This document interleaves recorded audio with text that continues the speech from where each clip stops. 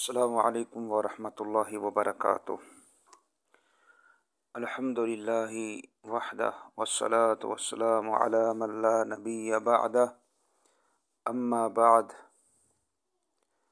मोहतरम मुअज़्ज़ज़ सामीन किराम और मुशारिकीन इज़ाम, गुज़श्ता दर्स में सनद की अहमियत आप समात कर रहे थे और ये भी सुन रहे थे कि रिवायत सिर्फ़ काबिल एतमाद सिका रावी से लेना चाहिए और इसके साथ ये भी समात की ऐसे अफराद जो ज़ईफ़ हैं, जिन पे जरा है, उनसे रिवायत लेना जायज़ नहीं है।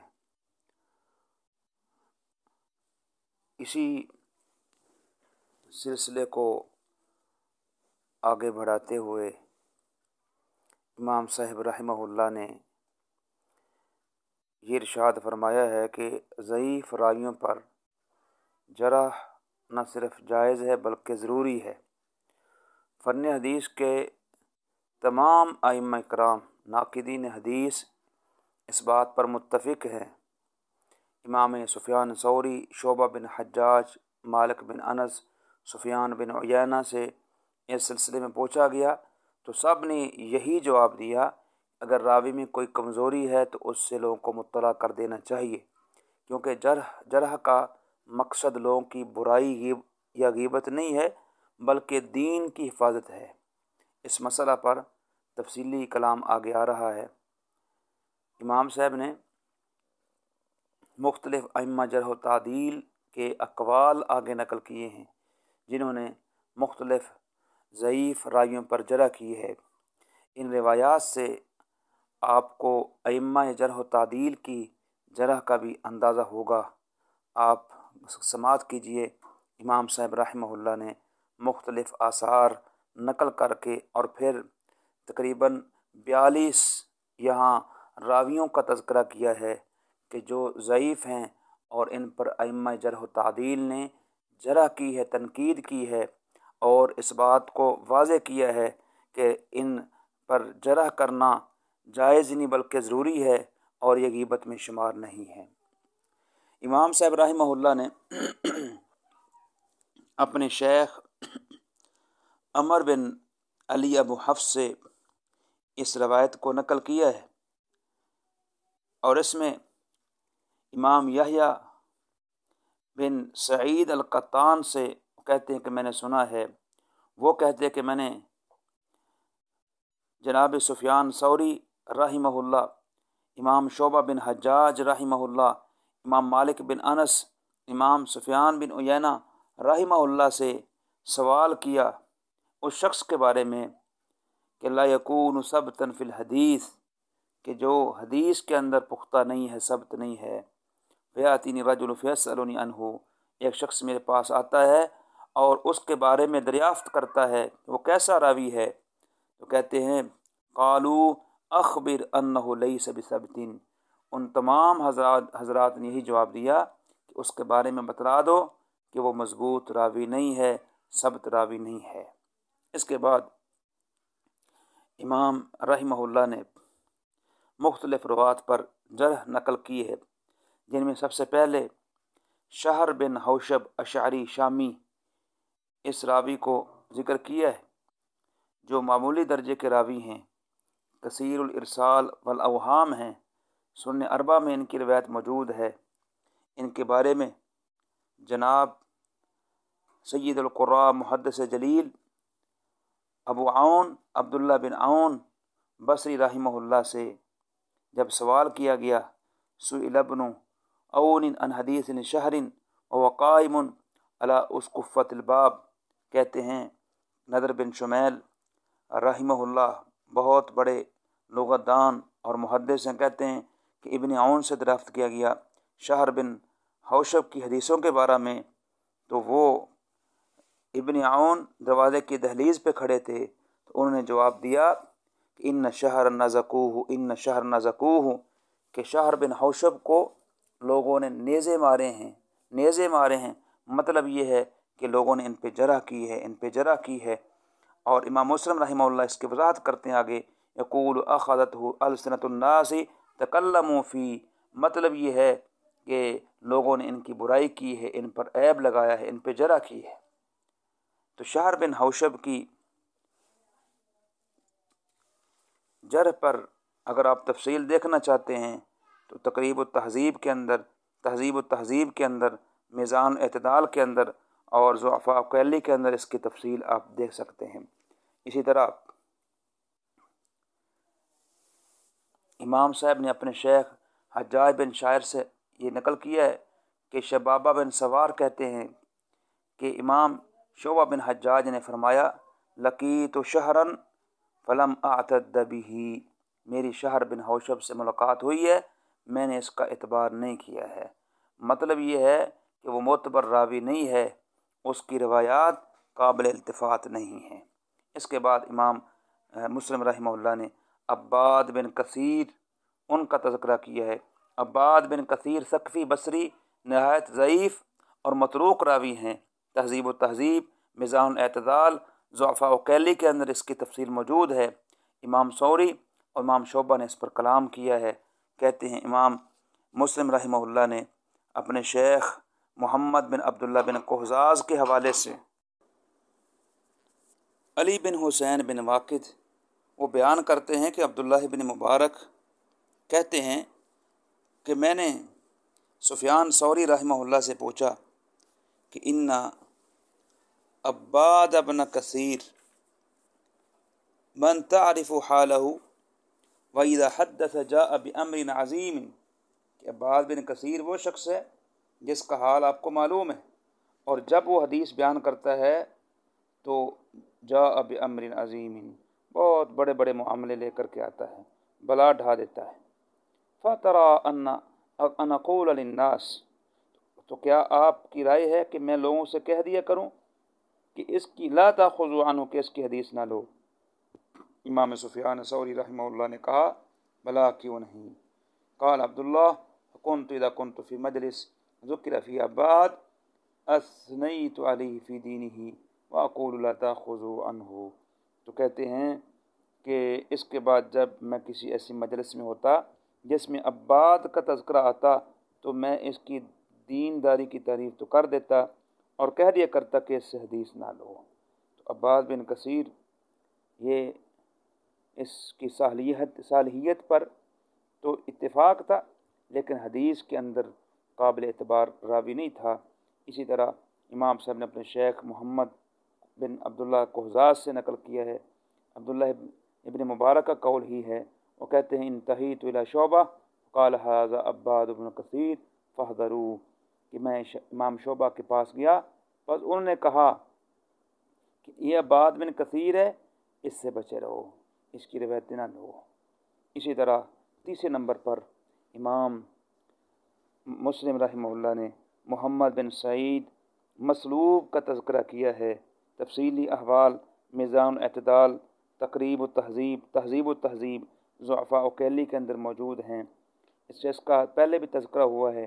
یہ شخص انتہائی جھوٹا تھا، حدیثیں گھڑتا تھا، عراق میں پہنچا تو اس کی طرف سے بہت رجوع ہوا۔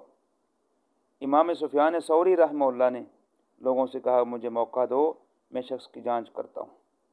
چنانچہ امام سفیان ثوری رحمہ اللہ اس کے پاس تشریف لے گئے، وہاں دونوں میں کیا بات چیت ہوئی وہ معلوم نہیں، مگر جب واپس آئے تو امام صاحب نے فرمایا الرجل کذاب، انتہائی جھوٹا شخص ہے۔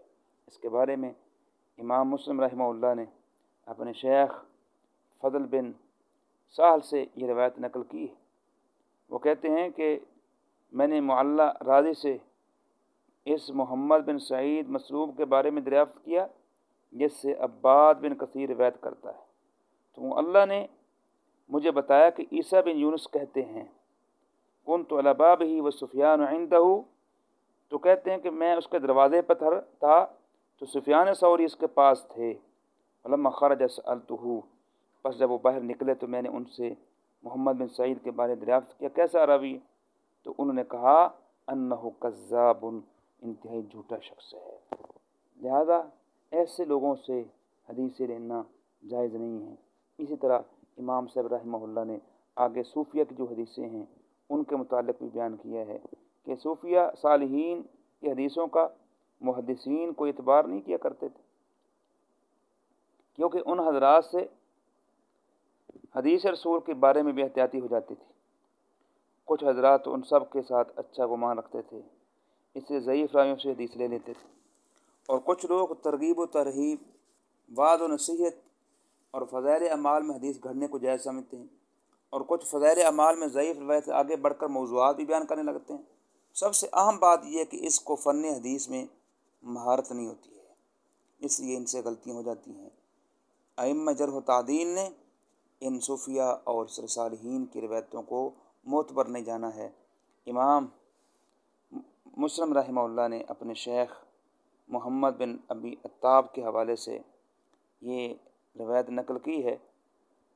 وہ کہتے ہیں کہ یہ بن سعید القطان نے فرمایا ہے، لم نر الصالحین فی شیء اکذب منہم فی الحدیث، کہ ہم نے نیک لوگوں کو کس چیز میں اتنا زیادہ جھوٹ بولتے نہیں دیکھا جتنا حدیث بیان کرنے میں وہ جھوٹ بولتے ہیں۔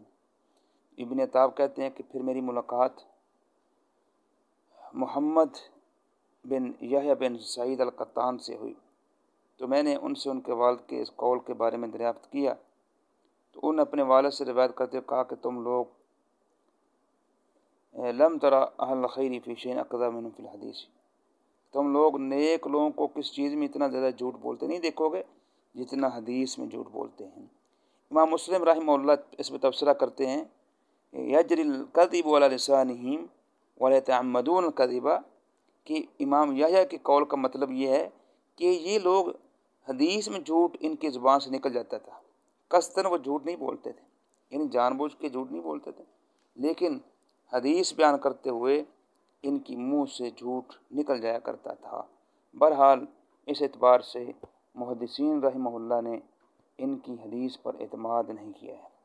اسی طرح پھر آگے امام مسلم رحمہ اللہ غالب بن عبید اللہ جزری عقیلی ضعیف راوی ہیں، امام بخاری نے ان کو منکر الحدیث کا میزان کے اندر، لسان کے اندر، اور اس طرح تاریخ الکبیر بخاری کے اندر ان کا تبصرہ موجود ہے۔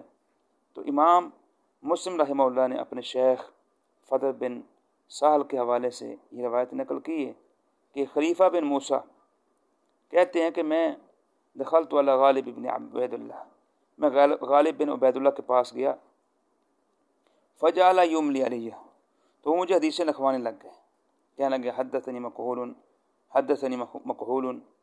اسی اثناء میں کیا ہوا، یعنی مجھے مکحول نے حدیث بیان کی، وہ اپنے آپ کو مکحول کو اپنا استاد ظاہر کر کے ان کی سند سے حدیثیں لکھوانے لگ گئے۔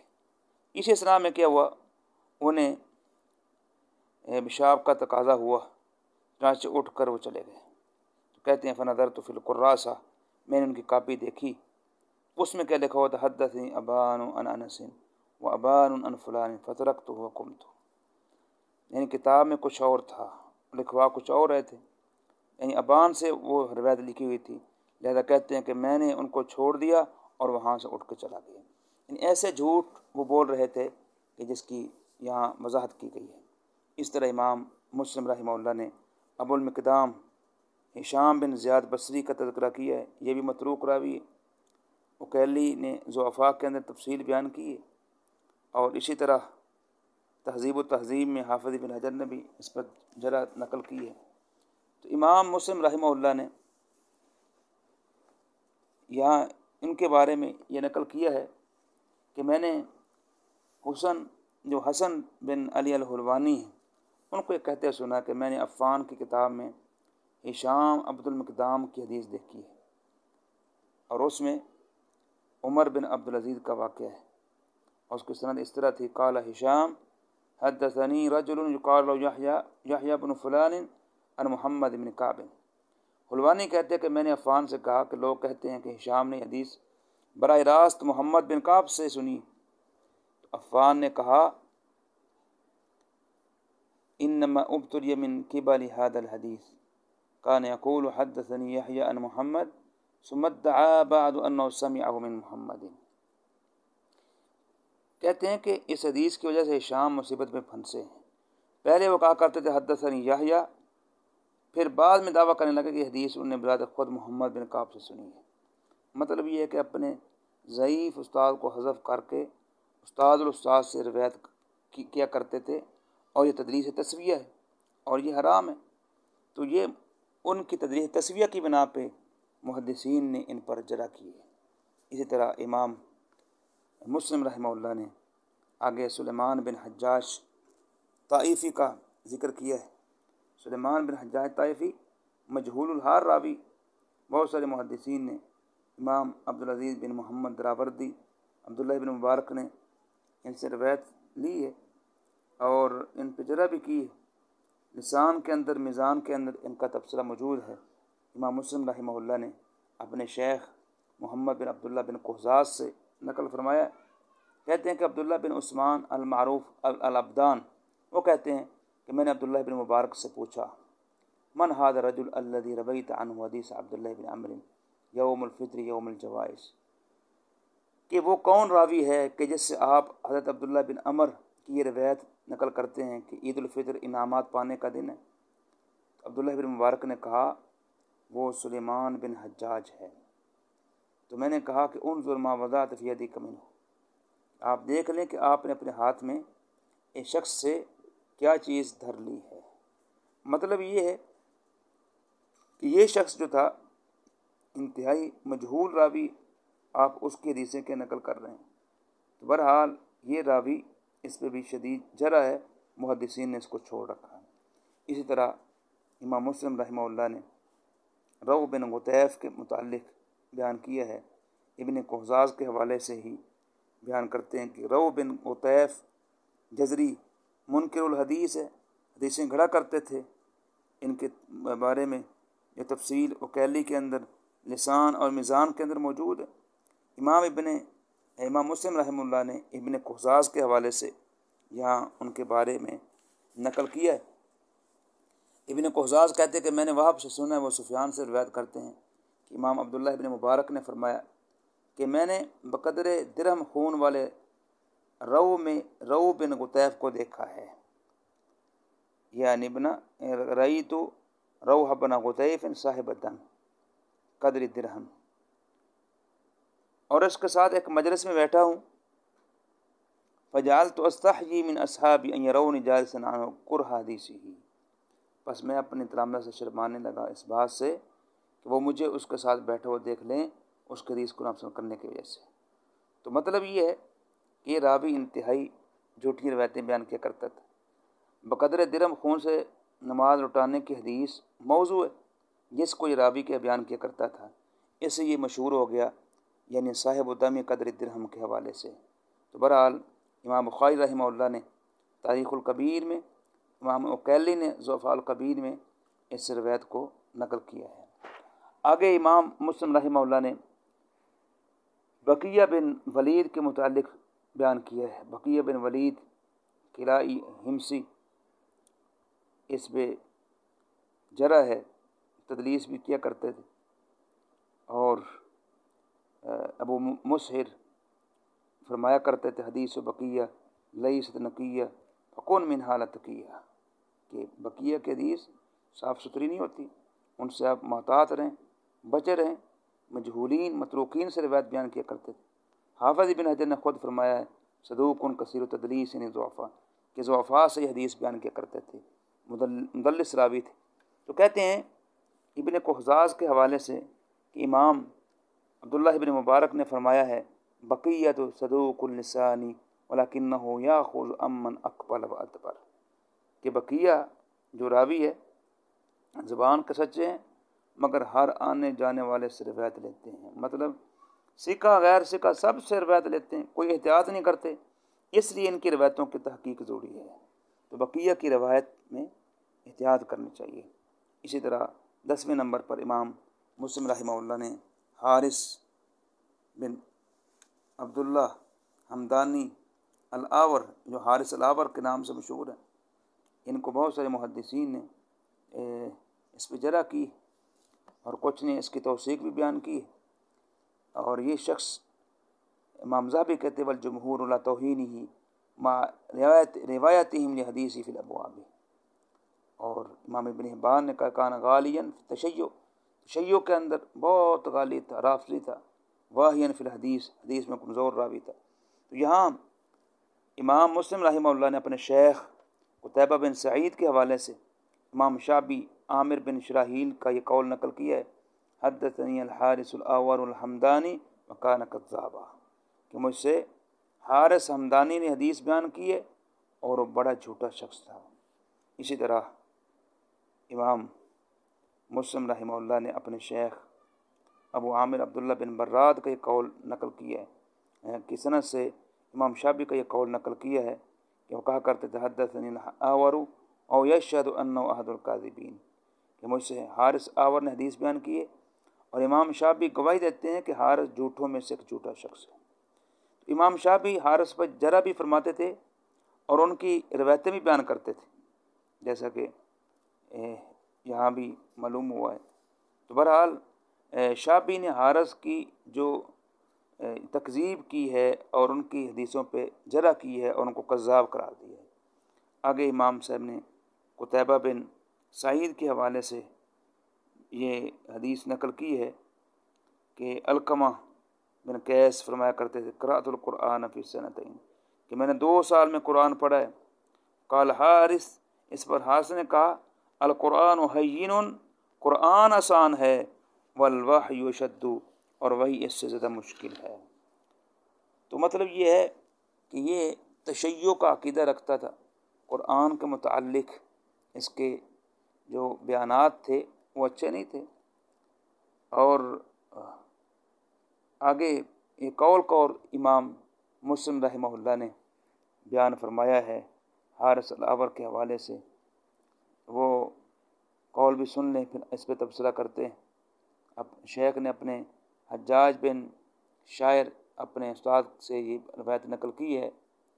حارث ابراہیم نخعی فرماتے ہیں کہ حارث الاعور نے یہ کہا ہے کہ تعلمت القرآن فی 3 سنین، کہ میں نے قرآن 3 سال میں سیکھا ہے، اور وہی جو ہے والوحی فی سنتین، وہی 2 سال میں سیکھی ہے۔ یہ کہا کہ وہی 3 سال میں سیکھی ہے، قرآن 2 سال میں سیکھا ہے۔ یاد رہے کہ ابن سبا جو یہودی تھا، ابن سبا نے روافض میں پہلے تو یہ خیال پھیلایا کہ نبی کریم صلی اللہ علیہ وسلم نے اہل بیت کو، خاص طور پر جناب علی رضی اللہ تعالیٰ عنہ کو کچھ مخصوص یعنی بھید کی باتیں، باطنی باتیں بتلائی ہیں، پھر گھڑ کر روایتیں چلانی شروع کر دی اور اپنے متبعین کو یہ یقین دلایا کہ وہ باطنی جو اسرار ہیں جو عام نہیں کیے گئے، ٹھیک، اور اس کو وہ وحی کے نام سے موسوم کرتے تھے۔ تو حارث نے وحی سے انہی اسرار کو مراد لیا ہے۔ یہ اسرار آج تک اسرار ہی ہے۔ روافض کا دعویٰ ہے اور ان کو شیعہ جانتے ہیں، دوسروں کو وہ نہیں بتا سکتے کیونکہ وہ اس کو نہیں سمجھ سکتے۔ حارث شدت سے یہی فہم کی دشواری مراد لے رہا ہے۔ وہ کہتا ہے کہ مجھے جو ہے قرآن پاک تو میں 3 سال میں سے کیا، لیکن جو وحی ہے اس کے متعلق وہ کہتا ہے کہ یہ سختی کے ساتھ کیا ہے سیکھنی پڑی۔ بہرحال محدثین نے اس بنا پہ ان پر جرح کی ہے۔ اسی طرح امام صاحب نے حجاج بن شاعر کے حوالے سے یہ قول بھی نقل کیا ہے ابراہیم نخعی کا کہ ان الحارث اتہم، کہ حارث مطعون کیا گیا، یعنی ان کی بدعقیدگی کی بنا پہ۔ اسی طرح حارث کے حوالے سے انہوں نے اپنے شیخ سعید بن قتیبہ بن سعید کا یہ قول نقل کیا ہے کہ حمزہ زیات کہتے ہیں کہ مرہ حمدانی نے حارث سے کوئی بات نہیں سنی، اس نے کہا آپ دروازے پہ بیٹھے۔ حمزہ کہتے پھر وہ مرہ گھر میں گئے اور اپنی تلوار لی۔ حمزہ کہتے کہ حارث کو خطرہ کی بھنک پڑ گئی، چاچے وہ وہاں سے چلا گیا اور بچ گیا، تو ورنہ اس دن حارث کا قصہ جو ہے تمام ہو جاتا۔ تو بیان کرنے کا مقصد یہ ہے کہ حارث الاعور انتہائی کذاب شخص تھا، محدثین نے اس پہ بے حد جرح کر رکھی ہے۔ اسی طرح امام مسلم رحمہ اللہ نے مغیرہ بن سعید اور ابو عبد الرحمن پر محدثین کی جرح نقل کرتے ہوئے اپنے شیخ عبید اللہ بن سعید کی یہ روایت نقل کی ہے کہ عبداللہ بن عون کہتے ہیں کہ ہمیں ابراہیم نخی نے کہا تھا ایاکم والمغیرۃ بن سعید وابا عبد الرحیم کہ تم مغیرہ بن سعید اور ابو عبد الرحمن سے بچے رہو. کیوں؟ فإنہما کذابان کیونکہ وہ دونوں کے جھوٹے لوگ تھے، جھوٹے شخص تھے. ان کو بھی امام مسلم رحمہ اللہ نے یہاں نقل فرمایا ہے. ان کے تفصیلی احوال مغیرہ بن سعید کے لسان کے اندر، ضعفاء دارقطنی کے اندر موجود ہیں. اسی طرح ابو عبد الرحمن کے ضعفاء کلی کے اندر لسان اور میزان کے اندر احوال ملتے ہیں. آگے امام صاحب رحمہ اللہ نے واعظین کے متعلق بیان کیا ہے کہ واعظین کی حدیثیں بھی لینے سے بچنا چاہیے. واعظین جو لوگ تھے وہ حدیثیں بیان کر دیا کرتے تھے. اس اعتبار سے امام صاحب نے یہاں بیان کیا کہ محدثین کے نزدیک صوفیہ کی طرح جو پیشہ ور واعظ تھے وہ بھی حدیث مبارکہ میں احتیاط نہیں کرتے تھے. وہ حدیثیں گھڑنے میں بڑے شیر تھے، حدیث بیان کر دیا کرتے تھے. اس لیے امام صاحب رحمہ اللہ نے ان کے متعلق اپنے شیخ ابو کامل جادری کی سند سے یہ نقل کیا ہے کہ عاصم کہتے ہیں کہ ہم تابعی جلیل ابو عبد الرحمن عبداللہ بن حبیب سلمی رحمہ اللہ کے پاس حدیثیں پڑھنے جایا کرتے تھے. نحن غلمۃ ایفا، ہم نوجوان لڑکے تھے. کان یقول لا تجالس القصاص غیر بالاحبس وایاکم وشکیکا، وہ کہا کرتے کہ واعظوں کے پاس حدیثیں پڑھنے نہ جایا کرو، البتہ ابو الاحوص اوف بن مالک کوفی اس سے مستثنیٰ ہے، اور شقیق سے بچا کرو. قاسم کہتے ہیں کہ یہ شقیق خارجیوں کا عقیدہ رکھتا تھا. یرا رأی الخوارج ولیس بأبی وائل، یعنی ان کی کنیت ابو وائل ہے، بلکہ ان کی مراد ابو عبد الرحمن شقیق، یعنی وہ شقیق وہ نہیں جن کی کنیت کیا ہے ابو وائل ہے، بلکہ ان کی مراد ابو عبد الرحمن ابو عبد الرحیم شقیق زبی کوفی ہیں جن کا ذکر کوفہ کے گزرا ہے. تو مطلب یہ ہے کہ ابو وائل شقیق بن سلمہ کبار تابعین میں سے ہیں اور عبداللہ بن مسعود کے خاص شاگرد ہیں اور حدیث میں وہ مضبوط ہیں. تو اس سے مراد کہ شقیق زبی کوفی ہیں، ابو عبد الرحیم جس کا تذکرہ پہلے کے ہو چکا ہے. تو بہرحال امام صاحب نے یہاں بیان کرنے کا مقصد یہ ہے کہ جو واعظین تھے ان کے حدیثوں سے بھی انسان کو بچنا چاہیے. اس کے بعد امام صاحب رحمہ اللہ نے جابر بن یزید الجوفی کوفی، یہ انتہائی ضعیف راوی ہیں اور صبائی شیعہ تھے، اس کے متعلق امام صاحب نے طرح نقل کی ہے اور ان کے تفصیلی احوال تہذیب و تہذیب کے اندر، میزان کے اندر اور ضعفاء قیلی کے اندر موجود ہیں. حتیٰ کہ امام ابو حنیفہ رحمہ اللہ نے کہا ہے کہ ما رأیت اکذب من جابر بن جوفی، کہ میں نے جابر بن یزید جوفی سے زیادہ کذاب شخص نہیں دیکھا ہے. اس کے متعلق امام مسلم رحمہ اللہ نے بہت ساری آثار یہاں نقل فرمائے ہیں جن کی تفصیل کیا ہے اختصار کے ساتھ ہم نقل کرتے ہیں.